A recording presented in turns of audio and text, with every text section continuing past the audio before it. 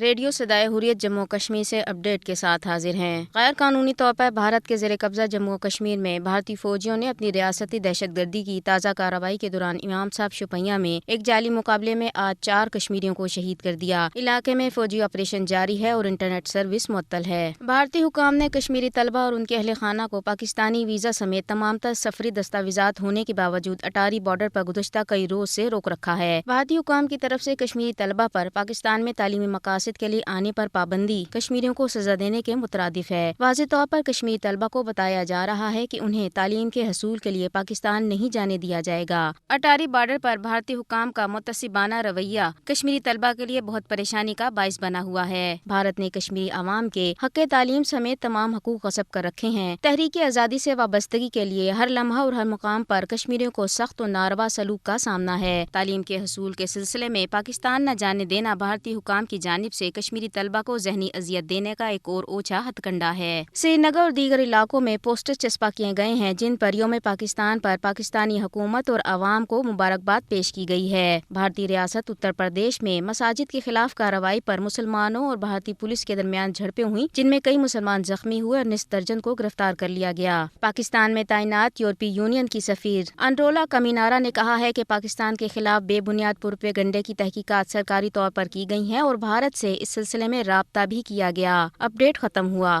بھارتی حکمرانوں کی ریاستی دہشت گردی کے سبب اگرچہ کوئی بھی کشمیری اپنے آپ کو محفوظ تصور نہیں کرتا، تاہم کشمیری نوجوان خاص طور پر قابض بھارتی فوج اور اس کی ایجنسیوں کے نشانے پر ہیں۔ آئے روز محاصرے اور خانہ و جامع تلاشیوں کے دوران غاصب بھارتی فوج چن چن کر کشمیری نوجوانوں کو بے رحمانہ تشدد کا نشانہ بناتی ہے۔ ان نوجوانوں کو کبھی فرضی مقابلوں میں شہید کیا جا رہا ہے یا پھر انہیں راہ چلتے اغوا کر کے ہمیشہ کے لیے غائب بھی کیا جاتا ہے۔ یہ امر قابل ذکر ہے کہ جب مودی سرکار نے اپنے غیر قانونی اقدام کے ذریعے مقبوضہ جموں کشمیر کی خصوصی حیثیت کا خاتمہ کر دیا تو چند دنوں کے اندر 25,000 کے قریب کشمیری نوجوانوں کو بھارت کی دور دراز جیلوں میں منتقل کر دیا گیا۔ غرض ہر لحاظ سے آج نسل پرست بھارتی حکمران کشمیری نوجوانوں کی زندگیوں اور ان کے مستقبل سے کھلواڑ کر رہی ہے۔ اب اگر یہی نوجوان تعلیم کے حصول کے لیے پاکستان کے اعلیٰ تعلیمی اداروں کا رخ کرتے ہیں تو یہاں بھی انہیں ذہنی اذیت سے دوچار کر دیا جاتا ہے اور تمام تر سفری دستاویزات کے باوجود انہیں پاکستان جانے کی اجازت نہیں دی جاتی، جس سے یہ صاف طور پر ظاہر ہوتا ہے کہ بھارت کی نازی سرکار کو کشمیریوں کے روشن مستقبل سے کوئی غرض نہیں ہے جیسا کہ وہ دعویٰ کر رہے ہوتے ہیں، بلکہ وہ اس قوم کی نوجوان نسل کو ہر لحاظ سے تباہ و برباد کرنے پر تلے ہوئے ہیں۔ ویسے بھی جو سرکار آئے روز پیلٹ گن اور مرچی گرنیڈ جیسے مہلک ہتھیاروں سے کشمیری نوجوانوں کو اپاہج کر کے انہیں آنکھوں کی بصارت سے ہی محروم کر رہی ہو، وہ بھلا انہیں علم کے نور سے منور کرنے کا کیسے سوچ سکتی ہے؟ بلا شبہ یہ درست کہا جاتا ہے کہ مودی سرکار کے زیر سایہ آج اس متنازع علاقے میں جوانی جرم بن چکی ہے۔ تبصرہ ختم ہوا۔